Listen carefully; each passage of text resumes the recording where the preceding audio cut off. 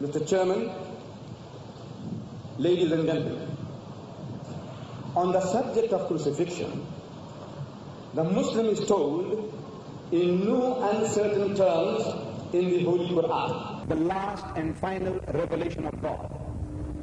He is told, وَمَا قَتَلُوهُ وَمَا صَلَبُوهُ, that they didn't kill him, nor did they crucify him. وَلَكِنْ شُبِّهَ لَهُمْ, but it was made to appear to them so. وَإِنَّ الَّذِينَ اخْتَلَفُوا فِيهِ لَفِي شَقٍّ مِّنْهُمْ, and those who dispute therein are full of doubts. مَا لَهُمْ بِهِ مِنْ عِلْمٍ, they have no certain knowledge. إِلَّا اتِّبَاعَ الظَّنِّ, they only follow conjecture, guesswork. وَمَا قَتَلُوهُ يَقِينًا, for of a surety they killed him not. Mr. Chairman, ladies and gentlemen, could anyone have been more explicit, more dogmatic, more uncompromising in stating a belief than this, I ask you? Impossible. The only one who was entitled to say such words is none other than the all-knowing, omniscient Lord of the universe.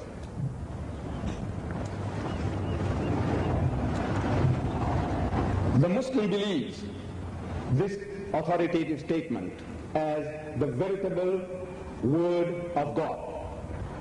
And as such, he asks no questions and he demands no proof. He says, these are the words of my Lord, Amanna Saddaqna. I believe and I affirm. But the Christian responds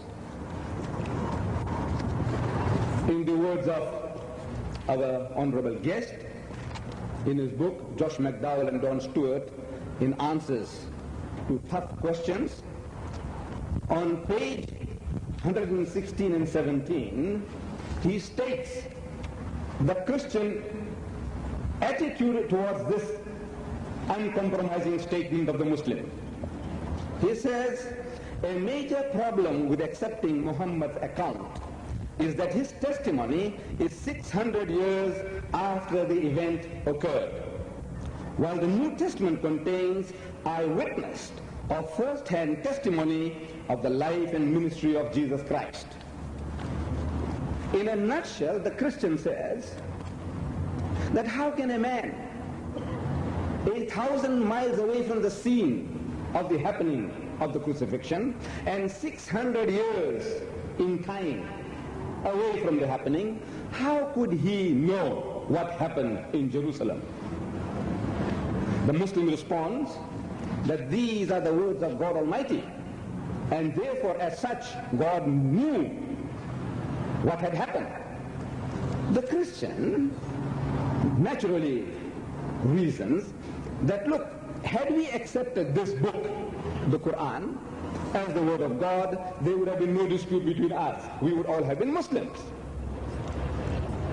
We have eyewitness and your witness accounts of these happenings, which are stated for us in the Holy Bible, most especially in the Gospels of Matthew, Mark, Luke, and John. Now the implication of this crucifixion is this, that it is alleged that Jesus Christ was murdered by the Jews by means of crucifixion 2,000 years ago. And as such, the Jews are guilty of the murder of Jesus Christ. We Muslims are told that they are innocent because Christ was not killed nor was he crucified. And as such, I am given the brief by the Holy Quran to defend the Jews against the Christian charge. I am going to defend the Jews against this charge this afternoon, not because they are my cousins, but simply because justice must be done. We have our points of differences with the Jews. That is a different question altogether. This afternoon, I will try my very best to do justice to my cousins, the Jews. Now, in this argument, in this debate, this dialogue, I am actually the defense counsel for the Jews. and Josh Mcdowell is the prosecuting counsel.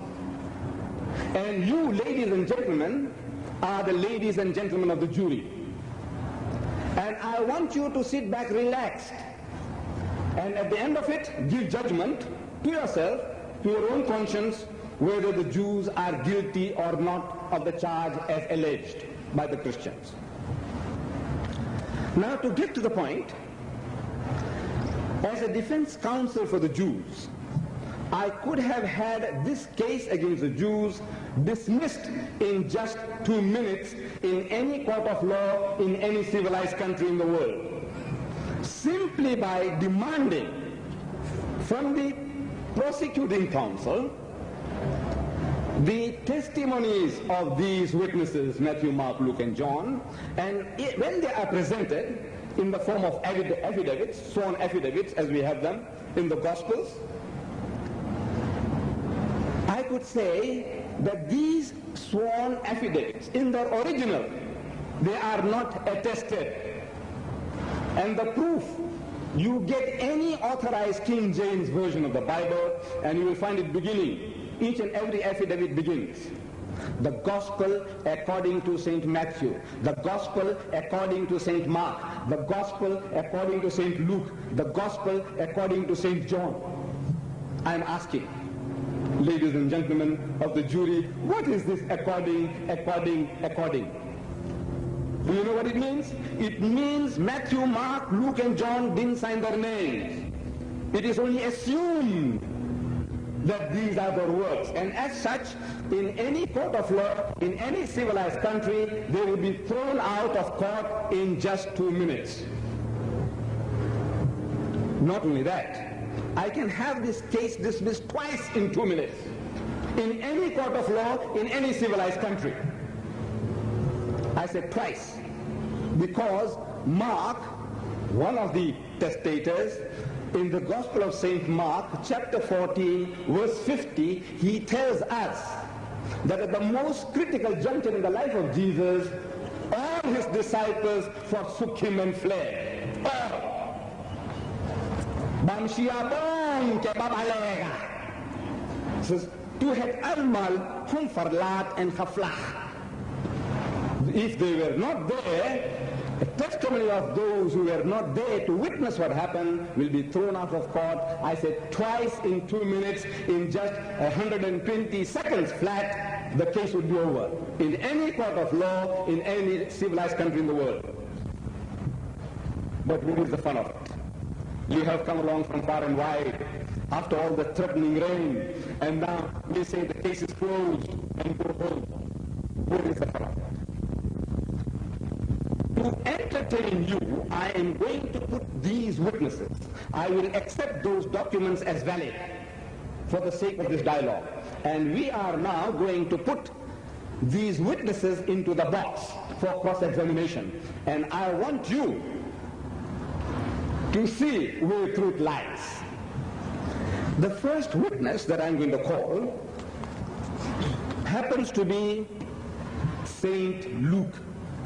And St. Luke has been described by Christian authorities as one of the greatest of historians.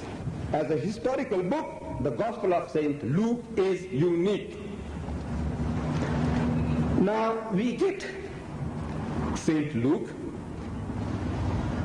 chapter 24, verse 36, and we ask. I'm going to tell you what he has said, what he has written in black and white. He tells us that it was Sunday evening, the first day of the week, that Jesus Christ, he walked into that upper room, the one in which he had the Last Supper with his disciples. This is 3 days after his alleged crucifixion. He goes in and he wishes his disciples, peace be unto you. Shalom Aleichem in Hebrew, Salam Alaikum in Arabic, Ubutula Bubenina in Zulu, Frida Fayala in Afrikaans, peace be unto you. And when he said peace be unto you, his disciples were terrified. Is that true? We are asking Luke. And he said yes. would like to ask him, why were the disciples terrified? Because when one meets his long-lost master, his grandfather, his guru, his rabbi, we Eastern people, we embrace one another, we kiss one another. Why should his disciples be terrified? So Luke tells us, he says they were affrighted because they thought he was a spirit. I'm only quoting what he said, and you can verify in your own Bibles at home. They were affrighted, they were terrified because they thought he was a spirit. I'm asking Luke, did he look like a spirit? And he says no.